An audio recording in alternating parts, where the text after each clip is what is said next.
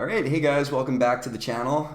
Pleasure to have everyone back. As we can see, I am far too lazy to make a video on systems design this week, so I've invited Stefan Mai, an absolute legend and someone who has multiple decades of experience in the software engineering field. So Stefan, thank you so much for coming on the channel. And again, like I mentioned, you've got plenty of experience as a software engineer. If possible, could you give us a brief introduction to yourself and what you're up to these days?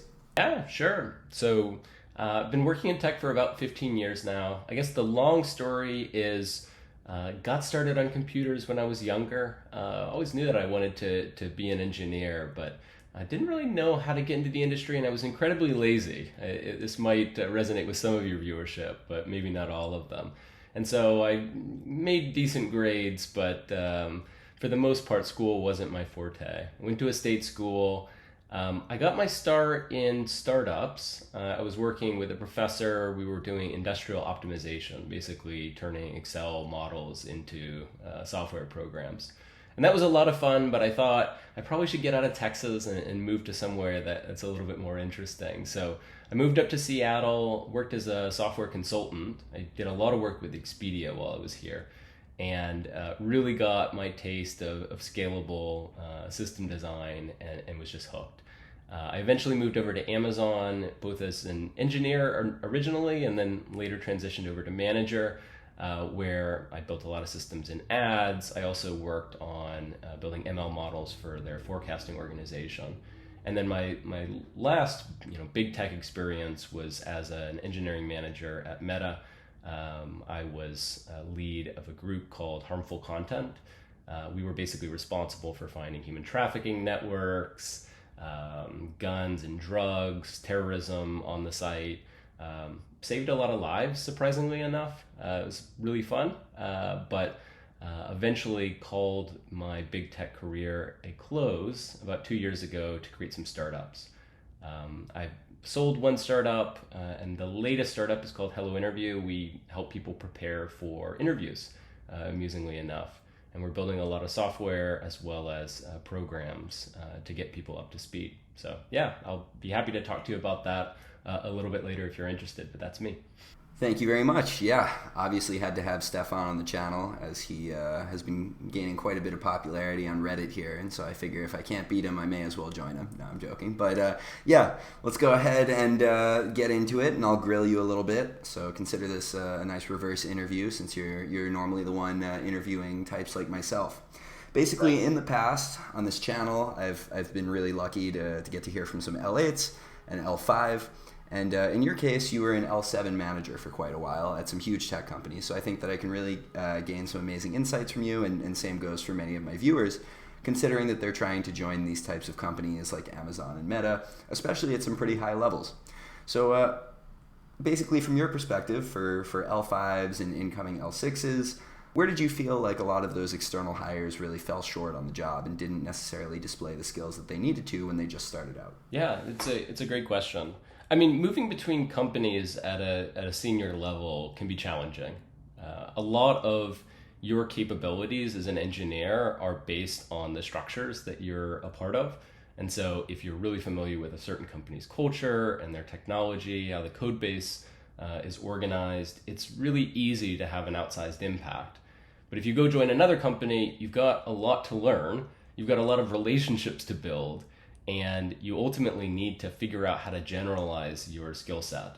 So when I think about external hires, especially ones that didn't go as well as I'd hoped, a lot of them came down to either A, not allocating themselves enough time to basically ramp, and I'll go into that in a minute, and then secondarily, not being able to put the effort, or maybe not being interested in putting the effort into building trust and building relationships that were going to be necessary to be effective.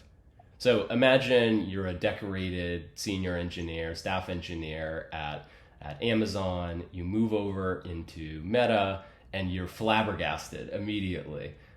There's no service-oriented architecture that you're used to. The teams don't have as rigid of an ops structure. Your code reviews don't look like what they used to, and you've got to deal with this new monorepo. What do you do? Well, the failure mode in that case is to try to change everything. And it's easily the biggest mistake I see amongst Staff Plus engineers is they just feel uncomfortable in a new environment, and so they try to shift everything around to accommodate themselves. And that's almost always the wrong approach. Not only because people are very resistant to it, but it fails to appreciate why that existing culture is there in the first place.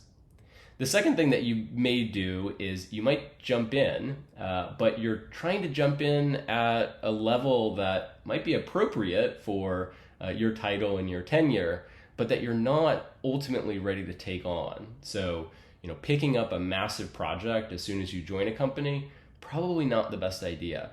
When I've worked with L6 and L7 engineers, the main thing that we did is just to basically give them a budget, some time. And it was usually on the order of 6 to 7 months to build up their skill set, to ultimately build their trust with the team and start to set the seeds so that they could take on those projects at a later date.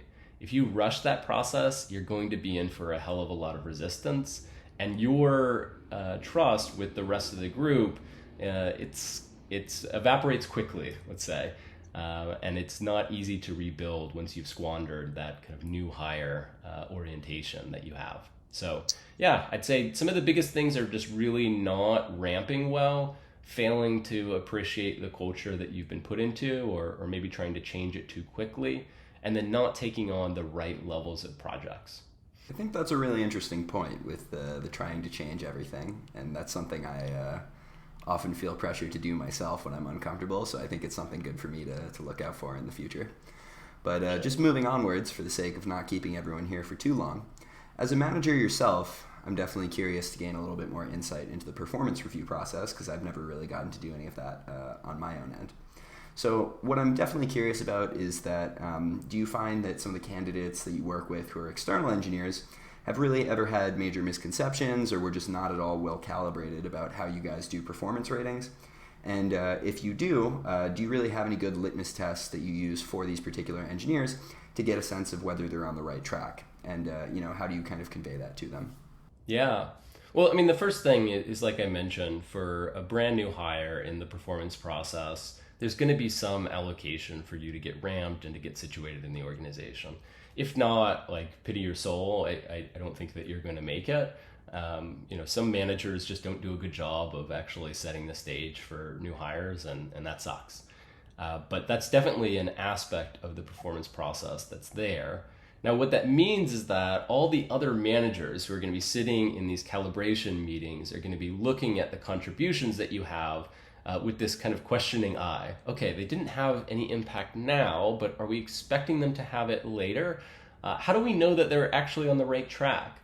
And so there's kind of a few things that are really important for a senior IC, especially in software, that apply not only to people who are just getting into the role, but also, many years into it. The first is that you need to make sure that the stuff that you're working on is level appropriate. So if you are, for instance, brought into a team as a staff level engineer, and you're not getting into a position where you're leading projects with multiple engineers, unless you're in some specialist role, you might be basically pointing in the wrong direction. Now, these are really easy to find out. You can talk to your manager and get an assessment. Do you feel like these are the right level of projects that I'm taking on?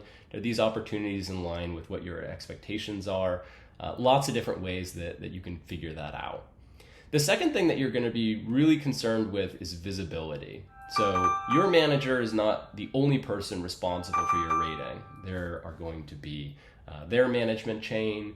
You're going to have other managers in the org. There are going to be other ICs, potentially your peers, or maybe even your superiors who are going to weigh in on your performance. And so being able to socialize the work that you're doing with those other people is really important. Not only is it much better if in those performance reviews and in those calibrations, they're already familiar with what you've done, but it's even better if you've had a chance to actually talk with them, understand their concerns, understand maybe some of their thoughts about the scope of the project, so that you can make adjustments as necessary. I find, especially for engineers who have really deep technical skills, it's not cheap to evaluate their contributions. It's actually quite expensive. You either need to have the know-how to be able to say what they're doing is really spectacular, or you need to have lots of time. And if you come in as a very senior engineer and do no work in order to make sure that that's understood, then you're just begging for people to make mistakes when they actually evaluate your work at the end of the half. I find that one-on-ones as a manager are pretty illuminating. The thing that I'm usually looking for is, are they noticing the things that I've already noticed? Like, I consider myself a strong engineer, but I try to hire people who are substantially better than me. They might not notice the problems that I've noticed at the outset, but certainly in a few months, they should have a superset of my knowledge of the systems and the teams. And so I'm expecting that they're bringing some of those issues and some of those opportunities to the table in our one-on-ones so that I can gut check and make sure that they're actually landing correctly. Another litmus for one-on-ones that I'm looking for is just trying to see how they think about future opportunities for the team. If you're a senior engineer, I'm expecting that you are contributing to the vision for how the space is going to evolve. And while that might be hard to do if you don't have much context, as you start to develop that context, those ideas should be coming out of basically everything that you're doing. And if they're ultimately not there, if I'm not hearing about them, if other people in the team aren't telling me about your ideas, then you might not be doing enough to come up with them or to socialize them with the rest of the team. Yeah, I like the emphasis that you put on actually building the relationships and making sure to convey what your work is actually accomplishing. And that seems to be a common theme that I've heard from a lot of the higher level people that I've gotten the privilege of speaking to. But fortunately, you have offered me a fantastic segue because you mentioned that certain engineers will actually go ahead and start to use judgment that is actually similar to yours in terms of self-evaluation. And so I'd like to dive a little bit deeper on that, which is basically, if you see that one of your engineers understands that, from their perspective, something is going a little bit worse than maybe they would like it to be, how do you expect that they would bring that up with you? And then, what makes it actually executed in a decent light so that it doesn't necessarily make them look too bad, but it's also constructive? Yeah, it's a good question, but I think it implies that there's going to be something that your manager is going to learn from you that's going to be damaging, which if it's the case, then either your manager isn't paying attention and you're in a shit situation to begin with, or it's probably not at the level that you may think it is. I find that a lot of the things that people are reticent to bring up with their managers during one-on-one actually aren't all that damaging. Generally speaking, just acknowledging problems isn't a big deal. And especially amongst the most senior leaders and engineers that I've worked with, one-on-one is commonly a place where people bitch about different things that are going on and try to be constructive about solving them. So, I would say that don't bias toward, not disclosing something because you're afraid of the repercussions. Now, that said, how can you kind of constructively bring this up? Well, the easiest thing to do is to put yourself in the shoes of your manager or your skip or whatever. At a senior level, first of all, a lot of ICs have been managers at some point. It's kind of a weird cycle that people will go through. But the other thing is, the expectation is that you could kind of sub in for your manager or another manager in a pinch, especially as it relates to the technical aspects of your role. So put yourself in their shoes and ask yourself, what would I do? And usually the answer to that gives you a lot of ideas for how to approach the question. So if you're bitching about something that your manager literally can't do anything about, well, maybe bring it up once so they know you're suffering, but beyond that, it's not really all that productive. If you're complaining about something that's going to require them to go solicit additional help from other people, well, the request is quite simple. It's, hey, can you support me as I go and make this request? And then, based on the time that they have available or based on the relationship, they may or may not be able to make that connection for you, but they'll at least be able to know. There might be problems where it is, a strictly technical question. I would be reticent to take those to your manager first. You would probably want to go bring those to other senior ICs in the org, come up with a solution, and then bring that solution to your manager. There are going to be problems that you may not be well suited to solve, like organizational issues or team issues. Those are usually okay to take directly to your manager, without any varnish of you trying to solve the problem. But for the vast majority of situations, you should be considering yourself a peer or a partner with your manager. And from that perspective, there really shouldn't be a whole lot that they can do that you can't. And that is a key distinguishing factor between like a staff level engineer and just a senior IC on the team. That for the most part, the capability gap is minuscule at best. Yeah, that makes a ton of sense. And of course, finally, to finish off the video, now that I've bothered you sufficiently about management, it is probably worth noting that Stefan's real passion these days is actually interview preparation. As he's mentioned, he does run Hello Interview, so I can't let him leave without talking about it. Where do you feel, generally, broad question, that most candidates fall short? We all know about the general components of interviews. There's lead code, there's systems design, there's the behavioral interview. But what do you really feel like you see as the common pitfalls of most candidates? Where do, just like the general populace of YouTube or freely available interviewing content let most candidates down? Yeah. Well, unfortunately, if you're a staff engineer, I feel like most content out there, maybe with some exceptions in your videos, I'll fluff your ass, Jordan, is pretty poor. I think it offers a bunch of advice that's relevant for more junior engineers and will really lead you astray in the interviewing process, primarily because it never achieves the depth that's required of more senior roles. So of the three interview types that you talked about, the behavioral, the design, and the coding, you can almost discount the coding. If you can't code as a staff engineer, forget it. But for the most part, those interviews don't level to the staff level. They are going to stop pretty quickly at kind of a senior level at best. And so I wouldn't spend a lot of time there. You may be able to prepare so you don't have rust, but wouldn't work on it. The design interviews are interesting because, first of all, I think a lot of people will spend too much time online trying to look for the answers to various problems and then try to regurgitate some sort of rehearsed structure. And this is almost always a no-hire situation because the interviewer can't really get an assessment of your core capabilities. What they are trying to basically evaluate is this performance that you put on. And so the funny thing about staff level design interviews is you're really supposed to be scribbling outside the lines. It doesn't mean that you got to make stuff up. It doesn't mean you need to be deliberate, but the interviewer is going to be at your level or above, and they're going to be really bored if you cover a bunch of fundamentals and basics that both you and they know. So a really core part of that design interview is you figuring out how to align the aspects of the interview that are kind of uninteresting and then focus only on those things that are unique or different about the problem or the design at hand.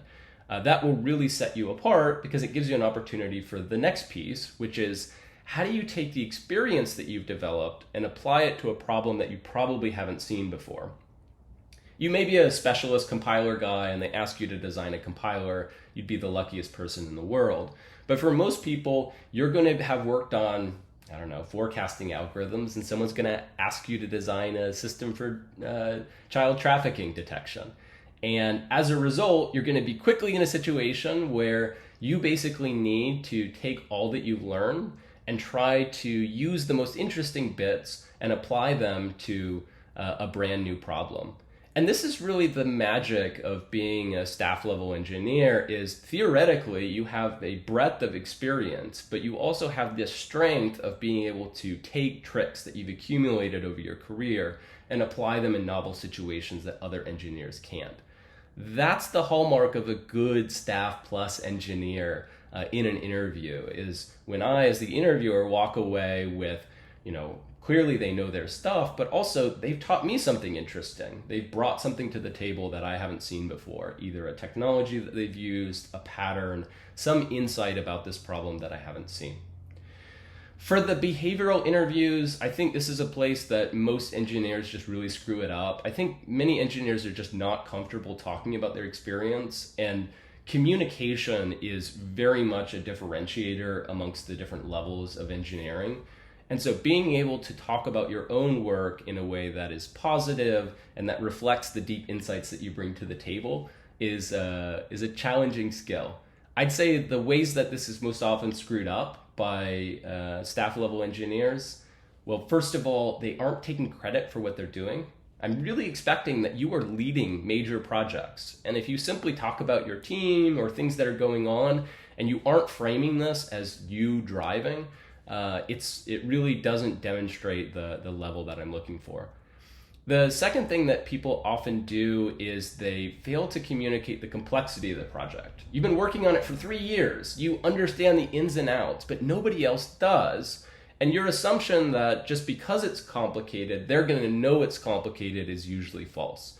You need to be able to speak concisely to the most important aspects of the project so that your interviewer walks away with this feeling that both A, you can execute at a very high level, but also you've got unique skills that you bring to the table that others can't.